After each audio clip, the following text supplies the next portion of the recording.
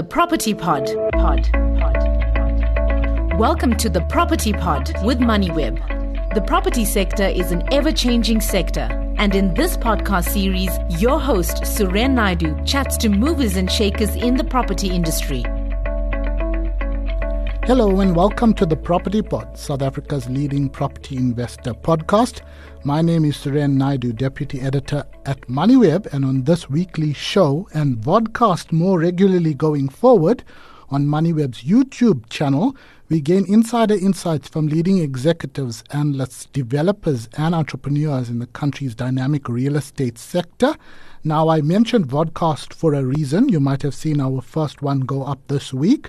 But we recorded one online last week in Cape Town to coincide with the SCIF Megatrends event atop Table Mountain. But we had a few technical glitches as we find our way in the video broadcasting space. So we are re-recording this podcast, but it is still a special episode indeed.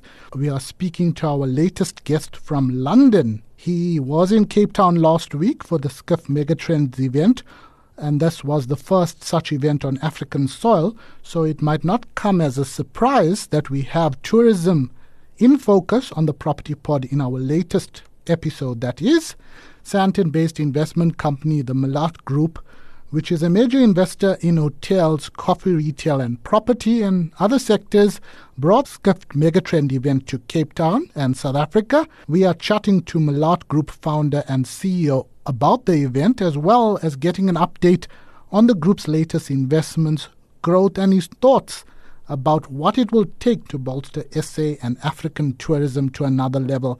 Now, he was very vocal about this on top of Table Mountain, and he was very passionate at that event. The founder and CEO of the Millat Group is Hamza Faruqi.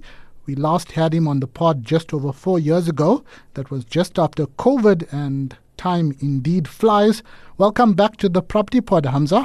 Thank you very much for having me, Suren, and thank you for attending the event. So, we last spoke last week, but before that we spoke about 4 years ago directly. There has been a lot of change and development in the group and change in the world, and the last time was, as I said, post-COVID. A lot has happened in the group, growing both on the hotel investment and coffee shop space. Can you share some highlights, what's happened in the group and some of your expansions in recent years? So I think for us, it's been more consolidation around building an organization which has a lot of unique and focused organizing capability. We've been of the view that the opportunity set in travel and leisure and in hotels specifically is going to be unlocked when there is a very hands-on operating capability style. And we've been working very hard to build that capability set, to build that sort of understanding of how to unlock value in sort of real terms with an operator mindset. And even the foray into the sort of coffee space was really underpinned around the desire to understand food, beverage, localized supply chains, all very important drivers if you're going to build consumer and customer facing businesses. So where Millat sits today is we are a owner, operator, but with a very active hands-on focus on operating capability. And that has manifested itself in the assets that we have, in the properties that we own, the opening of the Park Hyatt during the course of last year, and even with the Pret. So all very much part of a common thesis around operator-focused capability and how do we unearth the opportunities which sit in the assets that we have, and how do we unlock the sort of real alpha with the assets that we have, and more importantly, a great ecosystem which sits in South Africa. Can you share some of your other properties? There is a big one in Cape Town that's quite high profile, just near the Boerkaap area there, but also that franchise that you brought to South Africa a couple of years ago. You've got two and you're looking to expand. So Pret a Manger is a leading coffee food franchise, but more than a franchise, it's really a play around the grab and go segment. But everything is made fresh for the day. It's handmade sandwiches. It's a lot of focus on goodness. It's a lot of focus on localized supply chain. Typically, when Pret a Manger launches in new markets, a lot of product and ingredients are actually imported. For us, we actually took the time to actually make sure we localize the supply chain, because South Africa does have huge amounts of great ingredients. In fact, it's one of the reasons why I'm firmly of the view the country is and will continue to be a very important culinary destination as people travel just for good food, for good ingredients. And manifesting that self in Pret a Manger was around how do we create that, make that more accessible. And obviously now we're after scale, we're looking for growth opportunities, we're looking at seeing how do we build that in the digital platform space as well, because retail is challenging, but people are also consuming more and more through a digital channel, and that's something we're trying to build on, but with a localized supply chain, a known global brand, and with the right price point and culinary offer, we believe it's going to be a compelling value proposition as we get scale. So with that franchise, you've got 2 at the moment. What's the ideal target for South Africa, and where's the next destination? So I think it's not about the sort of numbers or the locations, but it's more about the market, adoption. If you look at some of the things we've been able to do is to penetrate the market more in sort of getting an understanding of consumer and customer taste and preferences. With a few stores, we're already a Discovery Vitality partner. And the kind of feedback we're getting from customers, the kind of learnings we're getting on how we optimize menu range, how we actually build the right price point is more meaningful than just expanding for the sake of expanding. And that's where I think what we're doing is a little thoughtful, a little different. Scale comes, but scale comes when you have intentionality. And that's one of the things we're very focused on as an organization, both in these businesses, in the food businesses, but also in the hospitality part, on building that scale with a lot of intentionality. Now, you're working with Hyatt. You've got Hyatt properties both in Cape Town and Johannesburg. Can you share some highlight on the scale of the group at the moment? Maybe not just numbers, but like maybe hotel room numbers to highlight the scale, because you had quite a big event atop Table Mountain, and we'll get to that Skift event shortly. So I think for us, the relationship with Hyatt is very important. I think it speaks to the thesis of how global brands become relevant in these economies, how you are able to really attract that international market smartly, but provided you understand that operator matrix. We have a great relationship with Hyatt, which is deep, which is one where we also understand Hyatt as a brand and their positioning as premium luxury. If you look at most of the large global brands, Hyatt has been one of the few brands which has played an early mover on all-inclusive, on leisure, and in sort of premium markets. We see that story unfolding in Africa in real terms. But, we are in an ecosystem which is very collaborative, collegial. In a previous life, I used to work with other brands as well. We have an open door policy. We work with all brands. We have a very open, accessible architecture. But obviously, Hyatt has been a preferred partner, a very good partner to us. And the fact that we are the largest owner in South Africa, I think speaks volumes for their confidence in the market, their confidence in Millat, but also in the capability set that we have developed. Now, you said you're the biggest partner in South Africa. That hotel in Cape Town was once a Hilton. Now it's Hyatt Regency, I believe. How big is that property? Is that your biggest one in South Africa? That is our biggest one, and it's 140 keys. So quite a sizable player in the local market. The ones in Johannesburg are a little bit more niche and destination driven. Now, we were in Cape Town last week for the Skift Megatrend event. Tell us more about this, and why did your group bring this event to South Africa and the mother city? So for me, the view has always been if the sector improves, if the ecosystem improves, there'll be better awareness. Skift is one of the, it is the equivalent of the Bloomberg of travel. And to raise the profile of Africa, to raise the profile of South Africa on a platform like Skift was very important. To also unearth data. So the event wasn't just about the work that Millat is doing. Obviously the fact that we had those touch points around food, wellness, speaks to our execution capability. The fact that the event was a very different South African event executed by Millat speaks to the operating capability that we have. But the real reason was to sort of bring the agenda at the fore around Africa as the next wave of travel, to talk about the corridor which will emerge of the African traveler inbound and outbound, to talk about the corridor between Africa and the Middle East, to talk about the need to sort of really build that ecosystem in our country. Because the challenge I face, travel and our industry has been very siloed. Everyone is for themselves. Everyone is very, very fragmented. And you don't build an ecosystem with fragmentation. You build an ecosystem where you are willing to share. You build an ecosystem where you are willing to really improve everyone's capability and demand generation for everyone. And when you do that, the ecosystem thrives and the country thrives. And that was very important for us to showcase, to show, to present.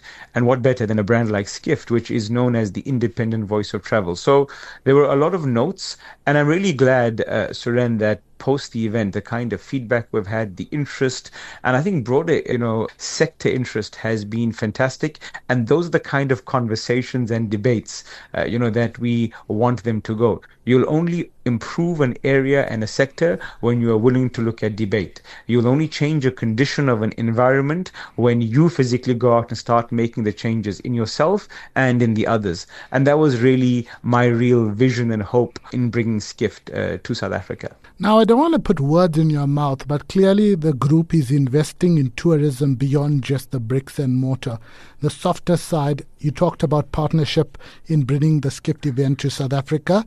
But does that mean you believe that there's a lot more that can be done? Because we get caught up on the hype about double-digit growth in tourism. There was a debate between Tourism Business Council of South Africa and the CEO was at your event, about tourism growth numbers. But we're still scratching the surface. And while Egypt and Morocco are part of Africa, South Africa is way behind those destinations.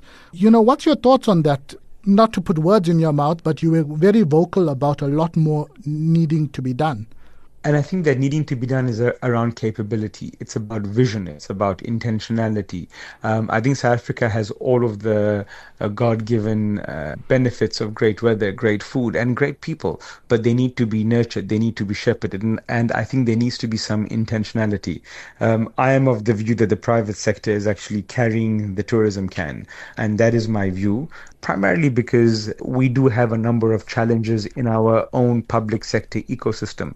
And not that that's abnormal to an emerging market. These are all part and parcel of doing businesses in emerging markets. I just am of the view that you can't wait for a system to change. So for us at Millat, it's been about grabbing the opportunity, trying to build that capability. Is there a bigger opportunity set in SA and SA Inc? Absolutely. But that needs to be found, it needs to be nurtured, and it needs to be underpinned by capability. Because Suren, the traveler of today is demanding more. And whether that's a South African domestic traveler or an international traveler, we need to take a very deep look down. Do we have that capability set? Do we have not just the product offering, but that experiential offering? And that extends not just from hotels, but how we see our airports, how we see our ports of entry, how we see, our offering of food. Are we customer-centric enough and obsessed enough? We are an economy where labor isn't a big challenge, although the training of that labor is a big challenge. Can South Africa harness that, build that on a platform? I think is the question we need to answer and industry needs to answer. Can policy be more supportive? Absolutely. Is it? God willing, I hope it is.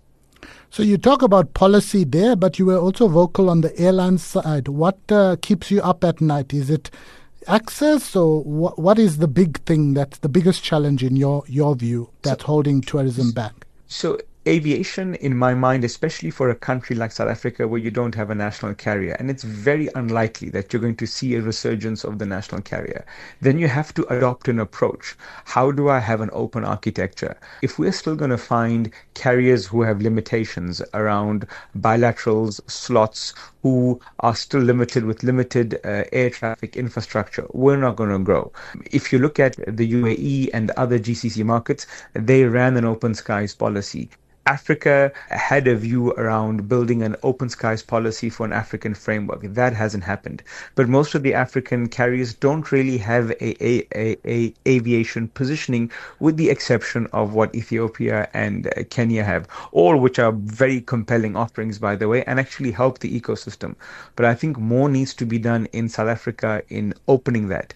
I would love for a day where South Africa has open sky policy, where we become the rock bed of aviation connectivity, where we unlock our positioning around the center force for the global south, where we connect the continents and the people, where we become the connectors across South America, Africa, and the Middle East. But that's going to take conviction. It's going to take policy change. And that policy change is what unleashes then growth. It unleashes people, carriers, opportunities, travelers coming in. And that's why travel is such a big, impact sector. But you need to also plan for that years ahead. You can't build for that in one budget cycle to one budget cycle. And that's where the leadership and the planning on travel needs to be far more intentional than what it is today. Now, South Africa definitely needs to get its act together on that side, because there's a massive new airport being built in Ethiopia.